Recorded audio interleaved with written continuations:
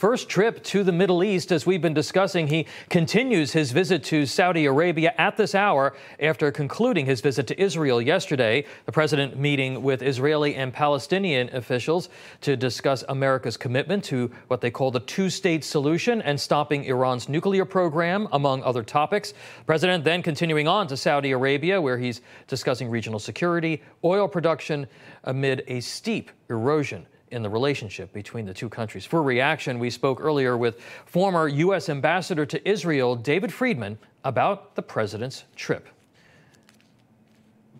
Ambassador Friedman, great to have you with us. Thank you for being here. Thanks, Tom. Thanks for having me. What do you believe the president accomplished during this first visit to Israel as president, and why does this matter to Americans? Well, regrettably, I don't think he accomplished very much at all in Israel. I would begin with the reality that anytime an American president comes to Israel, he's going to be treated well. They're going to roll out the red carpet. There'll be a lot of smiles and handshaking and backslapping and all that stuff. I mean, if Biden was looking for that kind of a photo op, he got that.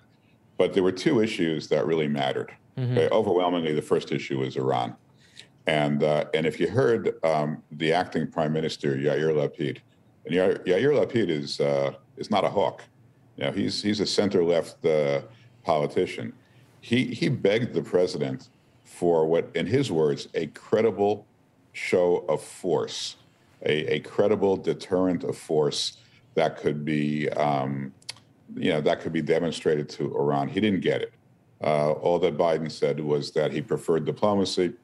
He'd use force as a last resort. And of course, that's a meaningless platitude because there's no civilized country in the world that would use force except as a last resort. The question is, what does that mean? What is the last resort?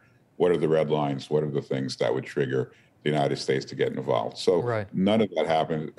Iran did not. I'm sure they were watching. I don't think Iran experienced anything that would give it concern over its nuclear program. Yeah, Lapid's comments were definitely pointed and very clear. Of course, there is going to be an election coming up, and the more hawkish opposition led by Benjamin Netanyahu, he's got to ensure that he doesn't see an erosion of support by looking soft on Iran or on the general security situation there. President Biden did seem to embrace the Trump administration's Abraham Accords after throwing cold water on those historic agreements earlier in his presidency. Why the about-face, and do you think the administration will seek to expand the Accords? Well, the about-face is because the Accords are so successful and so popular, and I think he took way too long to embrace them. This September, just a couple of months from now, will be the 2-year anniversary of our ceremony on the South Lawn of the White House where the Abraham Accords were signed. No other country has joined the Abraham Accords since we left office. There were a lot of opportunities out there. So far, the Biden administration has not sought to capitalize on any of them. I hope that changes. Maybe this is a sign that it'll change. But he's coming into this really, really late. And of course, with the insults that he's given to the Saudis to date, you wouldn't have expected him to make much progress. Saudi Arabia, you mentioned, has opened its airspace to Israeli commercial aircraft for the first time. Is this a sign, though, that the effort to normalize relations between the two countries is something that we could see some progress there? Well, it's a small sign, and it's something which I think people were anticipating. Remember that if you fly now, I mean, last week, if you flew from Tel Aviv to Abu Dhabi or to Dubai or to Manama in Bahrain, you flew over Saudi airspace. El Al flights have already been flying over Saudi airspace. What this does is it enables an El Al flight to fly over Saudi airspace, let's say to New Delhi. So it's a slight and I think quite modest expansion. I think we can get a lot further along the way. But I wouldn't lose sight of the fact that one of the things Biden did was quite humiliating to Israel. He refused to visit the Western Wall. Donald Trump, when he came to Israel in May of 2017, he visited the Western Wall, which is the iconic symbol of Israel's 4,000-year-old connection to Jerusalem.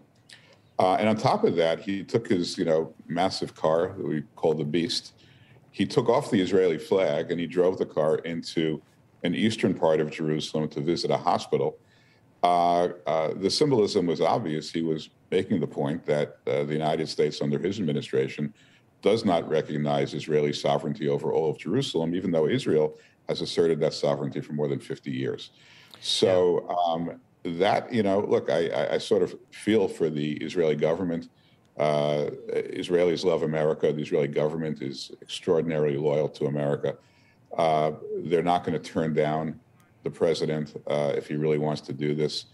But it was, I think, humiliating to the people of Israel that Joe Biden would denigrate, deny Israeli sovereignty over its holiest and most important city. Ambassador, during his press conference with Mahmoud Abbas, Biden reversed a Trump-era policy and agreed to extend hundreds of millions of dollars in aid to the Palestinian Authority and to the Palestinians through the United Nations, despite thousands of rocket attacks against Israel in 2021, continued terror network operations there, the continued operations of the Pay-to-Slay program, which has already given money to some 36,000 terrorists. Your reaction to that pledge of new aid and such a dramatic reversal from the previous administration? Well, it's completely counterproductive. You don't move forward when you finance this type of activity. Let's just be clear. I mean, what this means, and I think you put your finger on it, American taxpayers are now financing Palestinian terrorists. Right? That's what they're doing because they're giving the Palestinians money, and money is fungible, and they're taking that money and they're using it to pay terrorists and their families. So I don't know how many Americans realize that, but we are literally paying the Palestinians to reward Palestinian terrorists. And that's the exact opposite of holding the Palestinians accountable for the malign behavior. And look, we all want to get to the same place. We all want to get to a peaceful resolution of the Israeli-Palestinian conflict. Mm-hmm. But the failure to hold the Palestinians accountable by the United States is going to prolong that conflict and extend the misery of both Israelis and Palestinians. Ambassador David Friedman, we're going to have to leave it there, but thank you so much for your insights on this important week in U.S. foreign policy. We appreciate your service to the previous administration as well. Thank you for being here. Thank you, Tom. Appreciate it. Thank you.